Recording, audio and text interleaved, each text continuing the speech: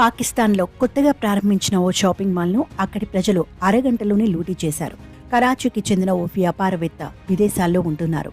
అయితే తక్కువ ధరకే ప్రజలకు నిత్యావసర వస్తువులు అందించాలనే ఉద్దేశంతో 50 రూపాయల కంటే తక్కువ ధరలకే వస్తువులను విక్రయిస్తామంటూ డ్రీమ్ బజార్ పేరుతో షాపింగ్ మాల్ ప్రారంభించారు. పాకిస్తాన్లో తొలి మెగా పొదుపు దుకాణంగా ఈ షాపింగ్ మాల్కు సోషల్ మీడియాలో భారీగా ప్రచారం చేశారు. ప్రారంభోత్సవం రోజున దుస్తులు, వివిధ గృహోపకరణాలను భారీ తగ్గింపు ధరలకు అందిస్తామని, ఈ ఆఫర్ ఒక్కరోజు మాత్రమే ఉంటుందని యాజమాన్యం ప్రకటించింది. దీంతో మాల్ తెరుచుకోగానే వేలాది మంది మాల్లోకి ప్రవేశించారు.